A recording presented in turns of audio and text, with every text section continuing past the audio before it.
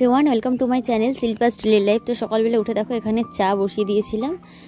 তো আজকে যেহেতু আমাদের ধান টান ঝাড়া হচ্ছে, তো মিস্ত্রিদের মানে যারা যারা কাজ করছে তাদের সবার জন্য চা হয়েছে, সবার চা দিয়ে দিচ্ছি। আর বাপি যেহেতু চিনি ছাড়া চা খায়, তো বাপির চাটা আলাদা। তারপরে দেখো আমি গতকাল রাত্রেই মটর ভিজিয়ে রেখেছিলাম, তো সেই মটরটাই আমি প্রেশার কুকারে দিয়ে নিচ্ছি। মানে আজকে ঘুগনি হবে আর কি, তো সেই জন্য। আর প্রেশার কুকারটা না আমি খুব একটা ব্যবহার করতে পারি না, আর আমার খুব ভয়ও লাগে, তো ভয়ে করছিলাম আর কি। মাঝে মাঝে মনে হয় যদি এটা বাস্ট করে যায় তাহলে কি হবে, বা ঠিকঠাক করে লাগাতে পারলাম তো ঢাকনাটা, এরকম একটা মনে হয়।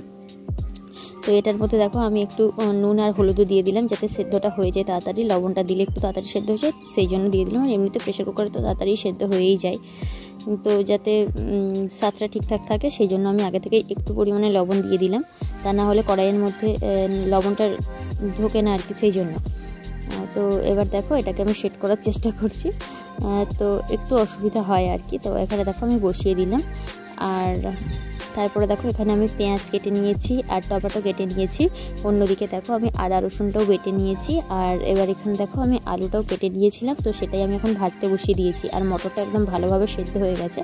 আর আজকে এমনিতেই গরম, আর তার উপর শরীরটাও আমার একটু খারাপ লাগছিলো, তো কী আর করার, বাড়িতে যেহেতু কাজ হচ্ছে তো একটু তো কাজ করতে দিতেই হবে। এদিকের কাজগুলো তো আমাকে একটু তাড়াতাড়ি সেরে নিতে হবে, তাই জন্য করছি, যদিও আমি ধানের দিকের কোনো কাজেই হাত লাগাইনি। আর তারপরে দেখো আমি দুপুরে রান্না বসিয়ে দিয়েছিলাম। এখানে হয়েছে পটল ভাজা, আর আজকে হবে এঁচোড় চিংড়ি। এঁচোড়টা আগে আমি সেদ্ধ করে নিয়েছি, এটার জন্য আবারও আদা রসুন কেটে নিয়েছি, পেঁয়াজ টমেটো যা যা লাগে কেটে নিয়েছি। আর চাটনি হবে সেই জন্য আমের টুকরোটাও কেটে নিয়েছি।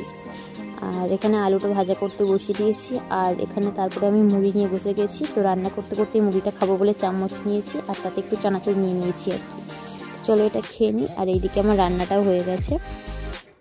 তো এখানে হয়েছে এঁচোড়ের তরকারি, আর এখানে হচ্ছে চাটনি, পটল ভাজা, আর চিংড়ি মাছ বেশ কিছুটা রেখে দিলাম কালকের জন্য।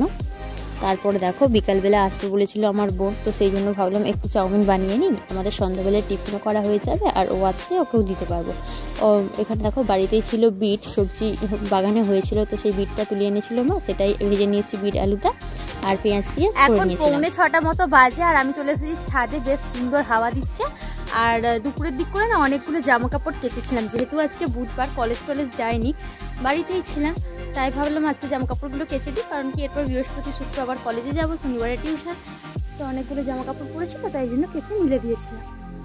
চলো এগুলো তুলে নিয়ে যাই নিচে। এসেছিলাম জামা কাপড় তুলতে, তখন বোন চলে এসেছে, এসে আমাকে নিচ থেকে ডাকছে, বলছে হ্যাঁ তুই বস আমি যাচ্ছি বলে, তাই জন্য ঝটপট করে জামা কাপড়গুলো আমি তুলে নিলাম।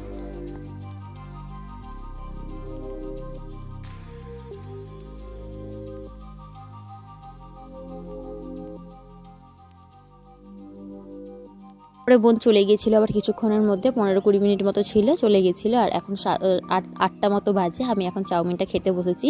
আর সন্ধ্যা থেকে না একটা কারণে না মনটা একটু খারাপ হয়ে গেছিলো, খুব টেনশন কাজ করছিল নিজের মধ্যে, তো তাই জন্য না খাচ্ছিলাম বটে, কিন্তু খাবার দিকে কোনো মনোযোগই ছিল না। তো এটা খেয়ে নিই। আর এই যে দেখো চাউমিনটা নিয়ে বসে গেছি। আর বোন নিয়ে এসেছিলো মাজা, তো সেটাও একটু গ্লাসের মধ্যে ঢেলে নিয়েছি, বলতে না হাত ঢালিনি, বোনকে যতটা খেতে দিয়েছিলাম বোন খায়নি আর কি একটুও, তো সেটাই আমি খেয়ে নিচ্ছি। তো চলো আজকের মতো ভিডিওটা না আমি এখানেই শেষ করছি। ভিডিওটা তোমাদের কেমন লাগলো অবশ্যই কমেন্ট করে জানিও, যদি ভালো লেগে থাকে লাইক করো, কমেন্ট করো, আর চ্যানেলটিকে সাবস্ক্রাইব করে আমার পাশে থেকো।